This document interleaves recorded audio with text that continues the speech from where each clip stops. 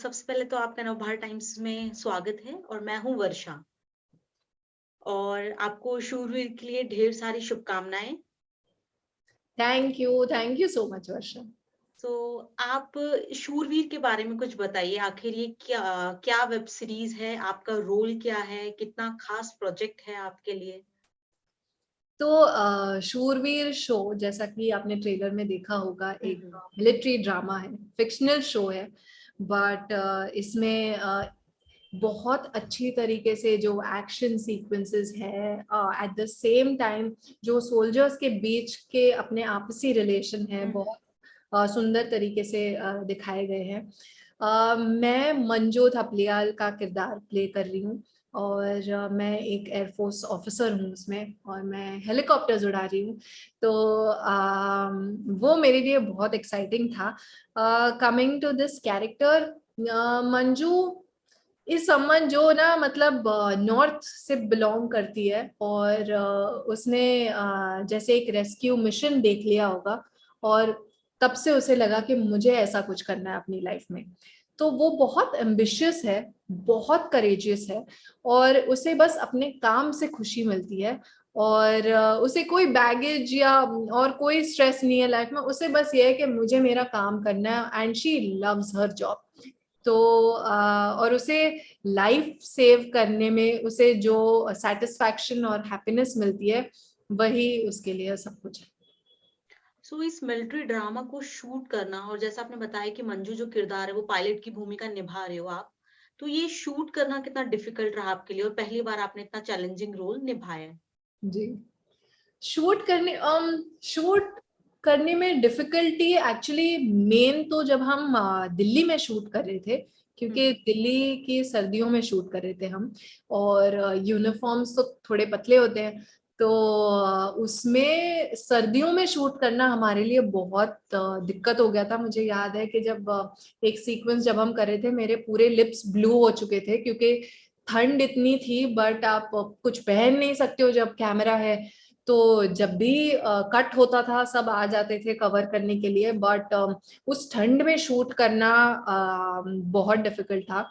और उस टाइम पे आप ऐसे सोचते हो कि जो हमारे सोल्जर्स हैं, जो एक्चुअली कंट्री के लिए इतना करते हैं, वो ऐसे ऐसे ऐसे पॉइंट्स पे, जैसे लद्दाख के हाईएस्ट पॉइंट्स पे, वो वहां पे हमारे लिए, हमारी कंट्री को प्रोटेक्ट करते हैं।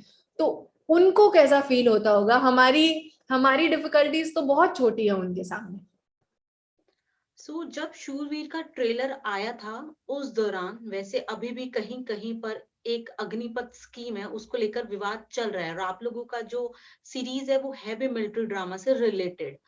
तो आप अग्निपथ स्कीम को लेकर जो विवाद हुआ उस पर कुछ कहना चाहें तो? देखिए, हम उस लेवल में एक्सपर्ट्स है नहीं, तो ऑनेस्टली उस पे कुछ कमेंट करना सही नहीं रहेगा ऑन आर पार्ट, क्योंकि हम तो एक्टर्स हैं। तो जो वही हम भी फेवर में वही करेंगे जो देश के लिए जो फेवर में हो।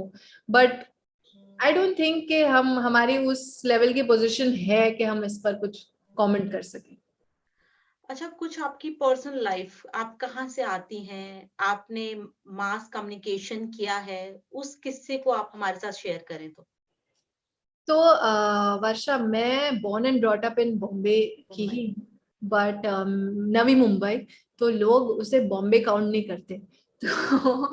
तो मैं वहीं पे पली बड़ी हूँ, मेरी स्कूलिंग, कॉलेज, सब कुछ वहीं से हुआ। और फिर मुझे एक्चुअली हमेशा से एक्टर बनना था। तो मुझे पता नहीं था कि कैसे बनते हैं एक्टर। तो मुझे लगा कि चलो ऐसा ही कुछ पढ़ाई वढ़ाई कर लेते हैं जिससे आप वहां तक पहुंच जाओ। तो मैंने सोचा कि मास मीडिया थोड़ा क्लोज है एक्टिंग रिलेटेड। तो उसी चक्कर में मैंने मास मीडिया का कोर्स कर लिया, एडवर्टाइज में स्पेशलाइज कर अच्छा, लिया। मतलब आपको जर्नलिज्म, स्केचिंग इसमें नहीं जाना था, करना नहीं, आपको एक्टिंग ही था? मुझे हमेशा से ही एक्टिंग ही करनी थी।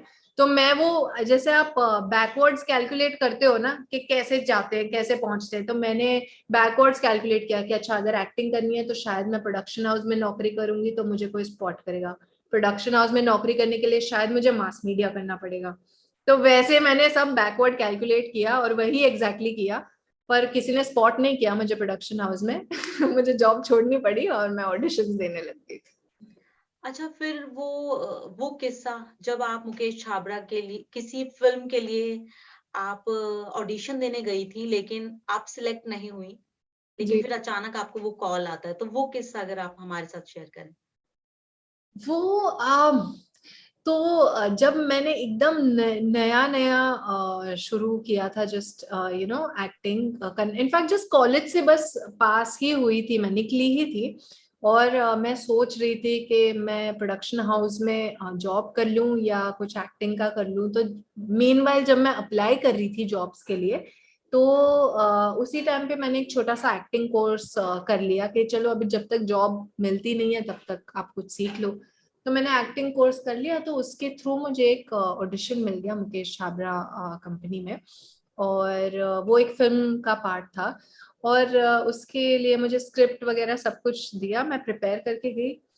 और वो मेरी लाइफ का फर्स्ट ऑडिशन था। मैंने कभी ऑडिशन नहीं दिया था लाइफ में। मैंने कॉलेज लेवल पे प्लेस वगैरह किए थे, बट कैमरा के सामने ऑडिशन मुझे पता नहीं था। और इतना गंदा ऑडिशन दिया था मैंने, इतना गंदा ऑडिशन, मैं सोच के अब भी मैं इतनी हैरान होती हूँ, मैंने इतना गंदा ऑडिशन दिया था। बट जो वैभव विशाल जो कास्टिंग डायरेक्टर हैं अभी, वो इतने स्वीटली, उन्होंने मुझे कुछ नहीं कहा, उन्होंने कहा कि ठीक है हो गया करके। पर आपको अंदर से पता चल जाता है कि आपने बहुत गंदा किया है। तो फिर cut to 6 years, 5 years later, जब मैं फिर प्रॉपरली सब कुछ यही करने लग गई थी एज एन एक्टर, थोड़ी बहुत एस्टेब्लिश हो गई थी, तब मुझे मुकेश छाबड़ा से ही फोन आया।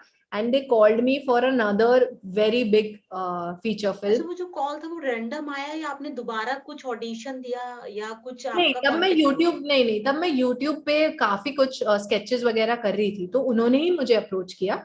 इनफैक्ट उनको ये ऑडिशन के बारे में पता भी नहीं होगा जो 5 साल पहले किया था।